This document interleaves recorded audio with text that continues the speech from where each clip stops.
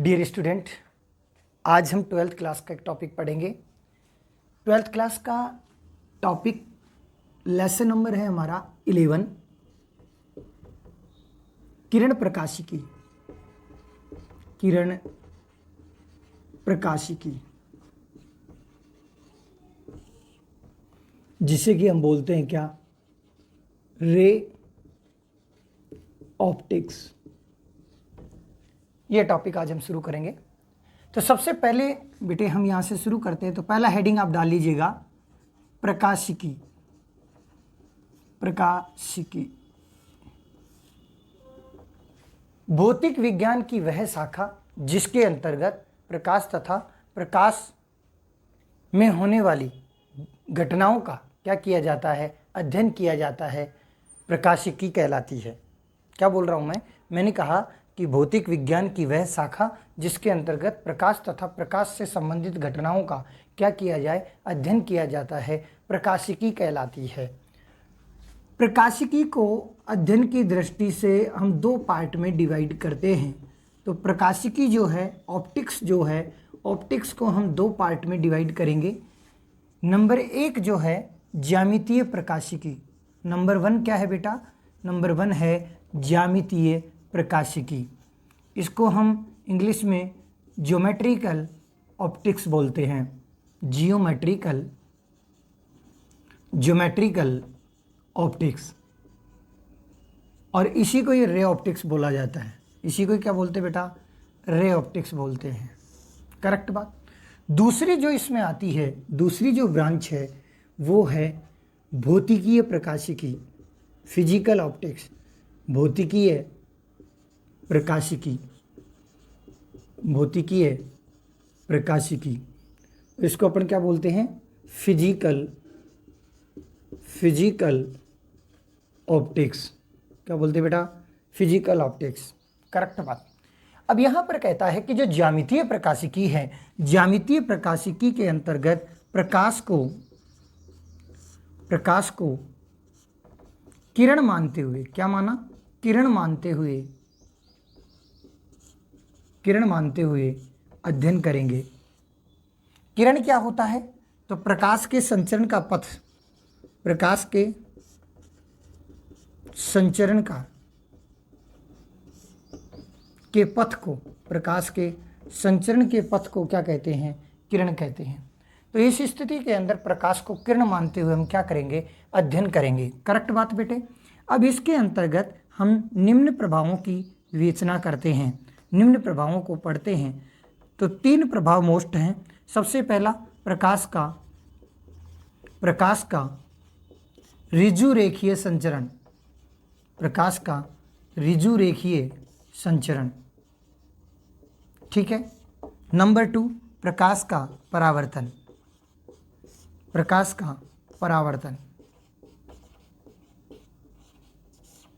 Number three, प्रकाश का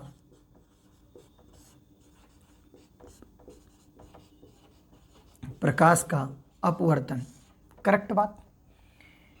अब आ जाइएगा, तो टोटली भौतिकीय प्रकाशिकी जो है ये टोटली एक्सपेरिमेंटल बेस्ड है, और इसको भी अध्ययन की दृष्टि से फिर हम अगेन दो पार्ट में क्या कर लेते हैं? डिवाइड कर लेते हैं। सबसे पहला आ जाएगा आपका तरंग प्रकाशिकी। तरंग प्रकाशिकी बोले तो वेव ऑप्टिक्स, और इधर आएगा क्वांटम या क्वांटम प्रकाशिकी। क्वांटम प्रकाशिकी, क्वांटम प्रकाशिकी, क्वांटम ऑप्टिक्स। तरंग प्रकाशिकी के अंतर्गत प्रकाश की जो प्रकृति है, प्रकाश की प्रकृति कैसी मानी गई है? प्रकाश की प्रकृति तरंग मानते हुए, प्रकाश को तरंग रूप में मानते हुए, और हम क्या करते हैं? अध्ययन करते हैं। जैसे ही तरंग का जिक्र आता है आपके दिमाग में कुछ इस तरीके की इमेज बनती है कि इस तरीके से तरंग क्या होगी? चलेगी। माध्यम में उत्पन्न एक ऐसा विक्षोभ जिसकी सहायता से माध्यम का स्थानांतरण या पदार्थ का स्थानांतरण किए बिना एक स्थान से दूसरे स्थान तक ऊर्जा तथा संवेग का स्थानांतरण होता है उसे हम क्या कहेंगे, तरंग कहेंगे। क्वांटम में प्रकाश को, प्रकाश की जो प्रकृति है वो क्या मानी गई, प्रकाश की प्रकृति क्या मानते हुए, कण मानते हुए, कणीय प्रकृति मानते हुए प्रकाश की, और हम क्या करेंगे, अध्ययन करेंगे। इसके अंदर मोस्ट हम 3 इफेक्ट पढ़ते हैं। नंबर 1 व्यतिकरण, व्यतिकरण पढ़ेंगे। नंबर 2 विवर्तन है, विवर्तन। और नंबर 3 जो है वो है आपका ध्रुवण। इधर प्रकाश की कणीय प्रकृति के अंतर्गत यानी क्वांटम ऑप्टिक्स के अंदर हम पढ़ते हैं नंबर 1 फोटो इलेक्ट्रिक इफेक्ट यानी प्रकाश विद्युत प्रभाव। प्रकाश विद्युत प्रभाव, प्रकाश विद्युत प्रभाव में भी प्रकाश को कणीय प्रकृति माना गया। रमन प्रभाव, रमन इफेक्ट। और तीसरा है लेज़र। लेज़र में भी प्रकाश की कैसी प्रकृति मानी गई है, कणीय प्रकृति मानी गई है। तो बेटे ये जो है, तो ये ज्योमेट्रिकल ऑप्टिक्स जो आप पढ़ेंगे ये हमारा आरबीएससी राजस्थान बोर्ड का 11वां चैप्टर है। तरंग प्रकाशिकी जो है ये आरबीएससी बोर्ड का फिजिक्स का 12वां चैप्टर है। क्वांटम ऑप्टिक्स जो है ये आरबीएससी बोर्ड का जो है 13वां चैप्टर है। तो हम इन तीनों चैप्टरों को पहले कंप्लीट करेंगे, ठीक है। तो अभी जो हम चैप्टर शुरू कर रहे हैं वो कर रहे हैं आपका किरण प्रकाशिकी, करेक्ट बात। तो मैंने क्या बोला, मैंने कहा कि भौतिक विज्ञान की वह शाखा जिसके अंतर्गत प्रकाश तथा प्रकाश में होने वाली भौतिक घटनाओं का या घटनाओं का क्या किया जाए, अध्ययन किया जाता है, प्रकाशिकी कहलाती है। अध्ययन की दृष्टि से प्रकाशिकी को हम कितने पार्ट में डिवाइड करते हैं बेटा, 2 पार्ट में डिवाइड करते हैं। नंबर 1 है आपका ज्यामितीय प्रकाशिकी और नंबर 2 है भौतिकीय प्रकाशिकी। ज्यामितीय प्रकाशिकी के अंतर्गत प्रकाश को किरण मानते हुए अध्ययन करेंगे और प्रकाश के संचरण का जो पथ होता है उसे हम क्या कहते हैं, किरण कहते हैं। तो ज्यामितीय ऑप्टिक्स के अंदर इसको क्या माना गया है, किरण माना गया है।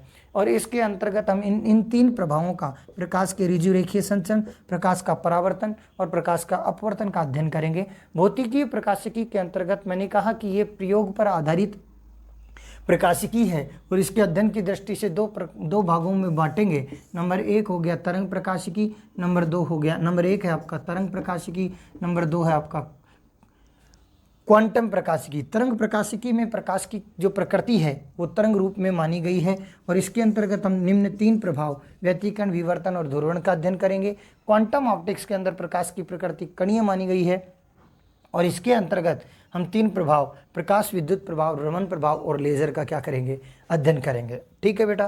तो ये हमारा एक जनरल इंट्रोडक्शन हो गया प्रकाशिकी के बारे में। नेक्स्ट जो टॉपिक है हमारा, तो दूसरा हेडिंग डालिएगा, हेडिंग डाल करके लिखेंगे प्रकाश, हेडिंग डाल के लिखिएगा प्रकाश,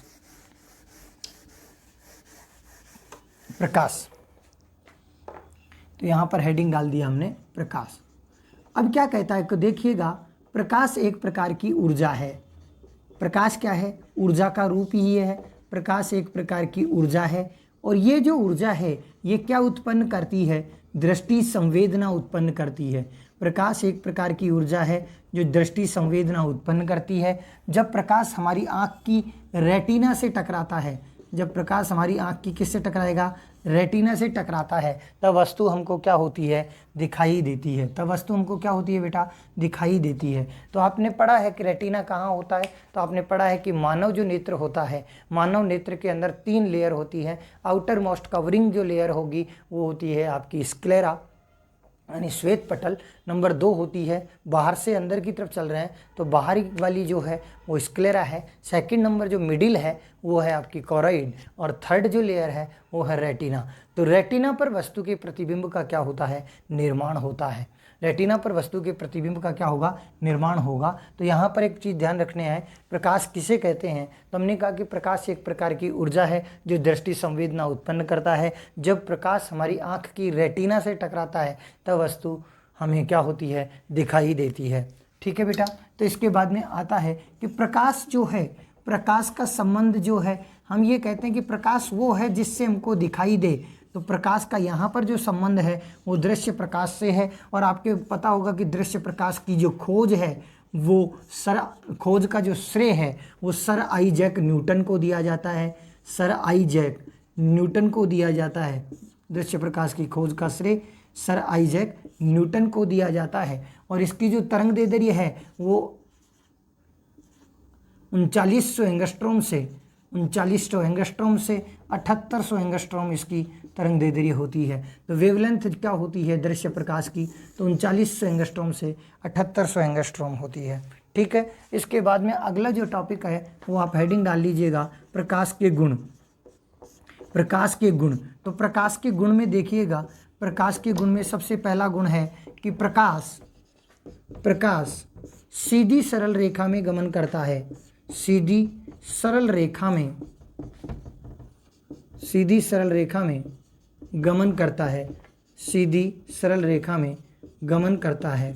अब सीधी सरल रेखा में जो गमन है उसे हम क्या कहते हैं, ऋजु रेखीय संचरण कहते हैं। क्या कहते हैं बेटा, प्रकाश का सीधी सरल रेखा में गमन क्या कहलाता है, उसे हम ऋजु रेखीय संचरण कहते हैं। क्या कहते हैं, ऋजु रेखीय संचरण। अगर आपसे क्वेश्चन पूछा जाए तो क्वेश्चन में ये कह सकते हैं कि प्रकाश का संचरण कैसा होता है, तो प्रकाश का संचरण होता है ऋजु रेखीय। सेकंड बात क्या है, ये है कि प्रकाश क्या है, प्रकाश एक विद्युत चुंबकीय तरंग है। प्रकाश क्या है, विद्युत चुंबकीय तरंग है।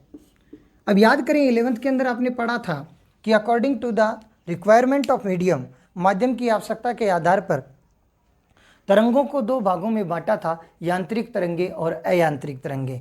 यांत्रिक तरंगे वे थी जिनके संचरण के लिए माध्यम की आवश्यकता होती है, और अयांत्रिक तरंगे जिनके संचरण के लिए माध्यम की आवश्यकता नहीं होती है। अब यांत्रिक तरंगों के उदाहरण में जैसे ध्वनि तरंगे हैं, लेकिन अयांत्रिक तरंगों का उदाहरण था विद्युत चुंबकीय तरंगे। तो मैंने क्या बोला, मैंने कहा कि प्रकाश एक विद्युत चुंबकीय तरंग है, तो इसका मतलब ये हुआ कि इसके संचरण के लिए माध्यम की आवश्यकता नहीं है। माध्यम आवश्यक नहीं, माध्यम की आवश्यकता नहीं है, इसके संचरण के लिए माध्यम की आवश्यकता नहीं होती है। पॉइंट नंबर आ जाएगा मेरा 3। पॉइंट नंबर 3 के अंदर क्या कहता है, पॉइंट नंबर 3 में कहता है कि प्रकाश का निर्वात में वेग, प्रकाश का निर्वात में वेग सर्वाधिक होता है, और 2.9979 इंटू 10⁸ मीटर पर सेकेंड, और जिसे कि हम न्यूमेरिकल के अंदर यूज करते हैं 3 इंटू 10⁸ मीटर पर सेकेंड। जिसे न्यूमेरिकल में क्या यूज करेंगे, 3 इंटू 10⁸ मीटर पर सेकेंड। ठीक है बेटा। पॉइंट नंबर 4 क्या कहता है, तो अगला पॉइंट देखिएगा। पॉइंट नंबर 4 कहता है कि प्रकाश का भिन्न भिन्न माध्यमों में वेग, प्रकाश का भिन्न भिन्न माध्यमों में वेग क्या होता है, भिन्न भिन्न होता है। प्रकाश का भिन्न भिन्न माध्यमों में वेग भिन्न भिन्न होता है। अब डिफरेंट मीडियम के अंदर प्रकाश का जो वेग है वो क्या होगा, डिफरेंट होगा, वेग क्या होगा, भिन्न भिन्न होगा। अगला जो पॉइंट है कि प्रकाश के अंदर, प्रकाश में परावर्तन, नंबर 2 अपवर्तन, व्यतिकरण, विवर्तन और ध्रुवण जैसी घटनाएं होती हैं। तो परावर्तन, अपवर्तन, व्यतिकरण, विवर्तन और ध्रुवण। ध्वनि में भी ये सभी घटनाएं होती हैं, केवल एक नहीं होती और वो है ध्रुवण। इसका मतलब ध्वनि में ध्रुवण नहीं होता है। तो यहाँ याद रखने की ट्रिक भी है कि ध से ध याद रखें, ध्वनि के अंदर बेटा जी ध्रुवण नहीं होता है। करेक्ट बात। इसके बाद में अगला जो पॉइंट आता है मेरा, उसमें हमारा टॉपिक है प्रकाश का परावर्तन। क्या है, तो अगला पहला हेडिंग है इसमें प्रकाश का परावर्तन। बड़ा हेडिंग डाल लीजिएगा लाइन के बीच में, और वहाँ पर लिखिए प्रकाश का विवर्तन, प्रकाश का परावर्तन, सॉरी प्रकाश का परावर्तन। तो देखिएगा, जब प्रकाश की किरण एक माध्यम से संचरित होती हुई दूसरे माध्यम की सतह से टकराती है, जब प्रकाश की किरण एक माध्यम से संचरित होती हुई दूसरे माध्यम की सतह से टकराती है, टकराने के पश्चात पुनः उसी माध्यम में लौट जाती है, प्रकाश की ये जो घटना है ये प्रकाश का परावर्तन कहलाती है। तो बेटे हम जो टॉपिक पढ़ रहे हैं वो है प्रकाश का परावर्तन। तो हमने कहा कि जब प्रकाश की किरण एक माध्यम से संचरित होती हुई दूसरे माध्यम की सतह से टकराती है और टकराने के पश्चात पुनः उसी माध्यम में लौट जाती है, प्रकाश की ये घटना प्रकाश का परावर्तन कहलाती है। ठीक है बेटा, जो आने वाली जो किरण है उसको अपन कहते हैं आपतित किरण। आने वाली किरण क्या है? आपतित किरण। टकरा करके जाने वाली किरण क्या है? इसको हम कहते हैं परावर्तित किरण, क्योंकि परावर्तन की घटना हम पढ़ रहे हैं। तो ये जो है ये आपका है परावर्तित किरण और ये है अभिलंब। ये क्या है? अभिलंब। अब यहाँ पर कहता है कि आपतित किरण, इसको क्या नाम दिया मैंने? इसको नाम दिया है अभिलंब। अब आपतित किरण और अभिलंब के बीच बना जो कोण है ये है आई, और इसे हम कहते हैं क्या? इसको कहते हैं आपतन कोण। क्या कहते हैं? आपतन कोण। और ये है आर, और इसको अपन क्या कहेंगे? क्या है? परावर्तन कोण। क्या कहते हैं बेटा? परावर्तन कोण कहते हैं। करेक्ट बात। तो आने वाली प्रकाश की किरण आपतित किरण, जाने वाली प्रकाश की किरण टकरा करके जाने वाली किरण परावर्तित किरण, बीच में मध्य में अभिलंब। आपतित किरण और अभिलंब के बीच बना कोण आपतन कोण आई, और परावर्तित किरण और अभिलंब के बीच बना कोण परावर्तन कोण आर। करेक्ट बात यहाँ तक। अब एक जनरल बात यहाँ पर आती है, और वो क्या? देखिएगा, हमने 11th के अंदर एक बात पढ़ी थी। 11th में हमने एक बात पढ़ी कि जब किसी सतह पर विकिरण आपतित होता है तो उसका कुछ भाग परावर्तित, कुछ भाग कैसा होता है? परावर्तित। कुछ भाग जो होता है अवशोषित। कुछ भाग कैसा होगा बेटा? अवशोषित। और कुछ भाग इसका क्या हो जाता है? पारगमित। कुछ भाग कैसा हो जाता है बेटा? पारगमित हो जाता है। परावर्तित के लिए हमने यहाँ पर एक शब्द लिया था, याद होगा, परावर्तन गुणांक, और इसको डिनोट किया था हमने आर से। अवशोषण की घटना के लिए हमने लिखा था अवशोषण गुणांक। ये आपने 11th क्लास में पढ़ा है। ए और पारगमन के लिए पारगमन में आपने लिखा होगा पारगमन गुणांक। पारगमन गुणांक। अब पारगमन गुणांक को हमने किससे लिखा? स्मॉल टी से लिखा। तो यहाँ पर एक इक्वेशन आपने पढ़ी होगी, 11th में आई थी, r प्लस ए प्लस टी बराबर 1। r प्लस ए प्लस टी बराबर कितना बेटा? 1। अब यहाँ पर r क्या है? परावर्तन गुणांक। ए क्या है? अवशोषण गुणांक। टी क्या है? पारगमन गुणांक। करेक्ट बात। अब यहाँ पर कंडीशन आपने पढ़ी थी कि नंबर 1, यदि ए बराबर क्या कर दिया जाए? 0, टी बराबर भी क्या कर दिया जाए? 0, तो r बराबर था 1। और ये तभी पॉसिबल है जब वस्तु कैसी है? परावर्तक है, पूर्णतया परावर्तक पृष्ठ। पूर्णतया परावर्तक पृष्ठ, ये तभी संभव है, ये है पूर्णतया परावर्तक पृष्ठ। ठीक है बेटा। अब नंबर 2 है, यदि r बराबर क्या है? 0, और t बराबर भी क्या लिख दें? 0, तो a बराबर क्या हो गया? 1। ये तभी संभव है जब वस्तु कैसी हो? पूर्णतया काली वस्तु, जिसे हम कृष्णिका कहते हैं। थर्ड पॉइंट इसी में देखो, यदि हम कह दें r बराबर कितना? 0, और a बराबर भी कितना है? 0, तो t बराबर कितना हो जाएगा? t बराबर हो जाएगा आपका 1। तो इसका मतलब समतल कांच की पट्टी का, जिससे कि प्रकाश का जो विकिरण है जो आर पार क्या हो सकता है? समतल कांच की पट्टी का। ठीक है। अब यहाँ पर एक चीज़ देखिएगा, तो मैंने ये बात आपको बताता हूँ मैं, क्योंकि बुक के अंदर आपने देखा होगा कि यहाँ पर परावर्तक परिसीमा ली गई है। तो परावर्तक परिसीमा इसीलिए ली गई कि इसके अंदर अवशोषण और पारगमन दोनों को नेग्लेजिबल माना गया है। दोनों को क्या माना गया? नेग्लेजिबल माना गया। तो इस तरीके का डायग्राम बन गया। तो इसको देख करके अब यहाँ पर परावर्तन की जो परिभाषा है उसको हम क्या कर देंगे? चेंज करेंगे। थोड़ा सा चेंज क्या होगा तो देखिएगा, जब प्रकाश की किरण एक माध्यम से संचरित होती हुई, जब प्रकाश की किरण एक माध्यम से संचरित होती हुई दूसरे माध्यम के परावर्तक पृष्ठ से टकराती है, टकराने के पश्चात पूर्ण किरण उसी माध्यम में वापस लौट जाती है, या किरण पूर्णतया अपने प्रारंभिक माध्यम में लौट जाती है, तो प्रकाश की ये जो घटना है वो प्रकाश का परावर्तन कहलाती है। क्या कहलाती है बेटा? प्रकाश का परावर्तन कहलाती है। करेक्ट बात। अगला जो टॉपिक आता है हमारा वो आता है परावर्तन के प्रकार। क्या आता है बेटा? परावर्तन के प्रकार। तो अगला हेडिंग डाल दीजिएगा, परावर्तन के प्रकार। अब परावर्तन के प्रकार के लिए देखिएगा, परावर्तन के प्रकार में कहता है कि परावर्तन कितने प्रकार का होता है? 2 प्रकार का होता है। परावर्तन 2 प्रकार का होता है और दोनों प्रकार के बारे में हम बात करेंगे। परावर्तन 2 प्रकार का है। नंबर 1 होता है नियमित परावर्तन। नंबर 1 क्या होता है? नियमित परावर्तन। और नंबर 2 होता है आपका विसरित परावर्तन। नंबर 1 होता है नियमित परावर्तन और नंबर 2 होता है विसरित परावर्तन। अब यहाँ पर ध्यान देने योग्य बात है, और वो क्या कि अलग अलग किताबें इसके बारे में अलग अलग लिखती हैं। कुछ किताबें लिखती हैं कि होने वाला ऐसा परावर्तन जिसके अंदर प्रकाश जो है पूर्णतया परावर्तन के नियमों की अनुपालना करता है, उसे हम क्या कहते हैं? नियमित परावर्तन।